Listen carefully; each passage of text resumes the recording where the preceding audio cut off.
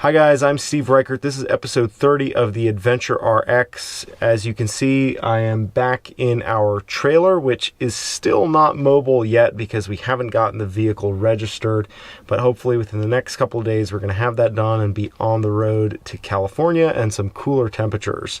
But today I want to talk to you about why I am quitting. Get ready for it. Make sure you're sitting down. I'm quitting coffee.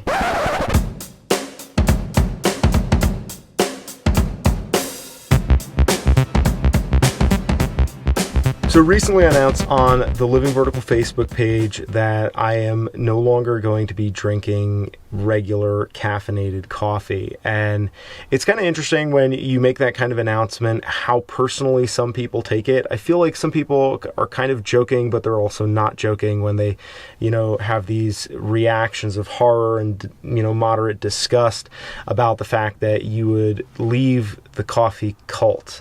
And the truth is that actually I'm not quitting coffee because I don't like it or because I am opposed to it in any way.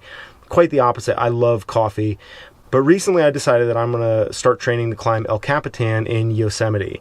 And what this means is looking realistically at the foods that I'm eating and what is going to contribute to my success and what contributed to my failure in the past.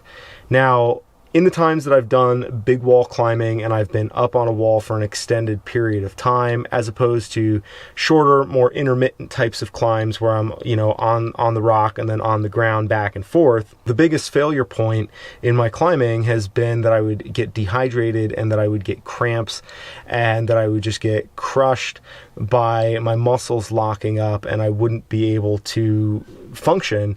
And when you're in a vertical plane and you have to be able to, use your arms for most of the time to pull yourself in and to move around, you really can't afford to be cramping up.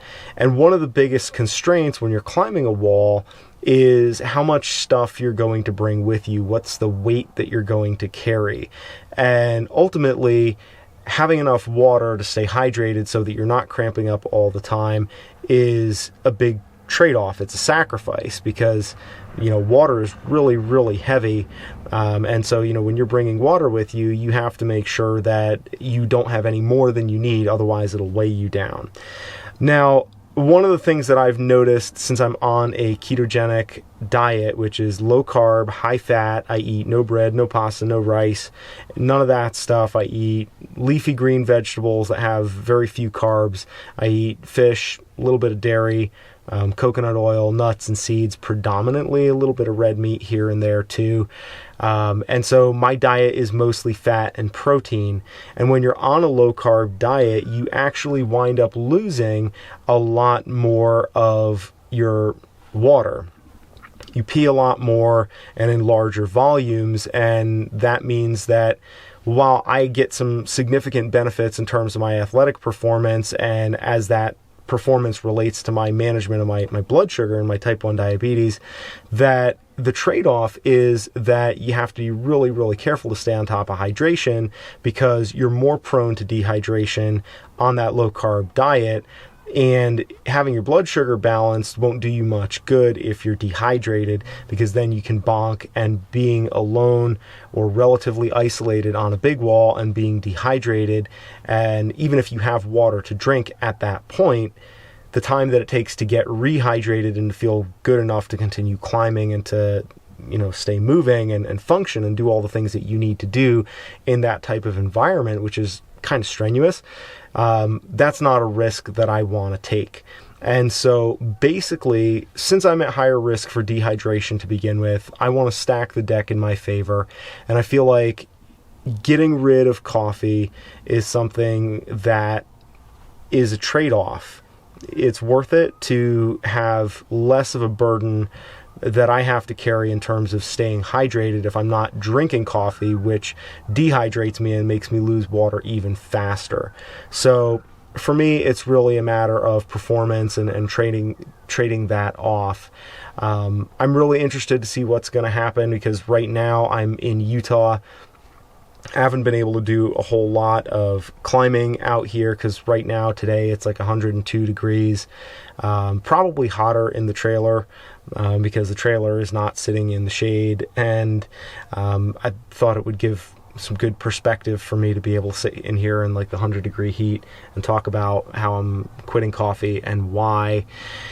But yeah, I haven't really been able to move or to do much outside here just because the heat has been really oppressive, and I have a hard time dealing with extremes in temperature, and really extremes of heat are harder for me to deal with than anything else. But I found that if I really hydrate aggressively, that helps a lot, so that at least I can go out and I can hike a little bit and I can do some walking and, you know, still work out inside. And I've been doing pull-ups and training on a hangboard just to try to simulate some of the metabolic processes that occur when I'm climbing, because from here we're going to be going into Mammoth and the Eastern Sierras, possibly into Yosemite, depending on what the temperatures are like and if I can find a partner there.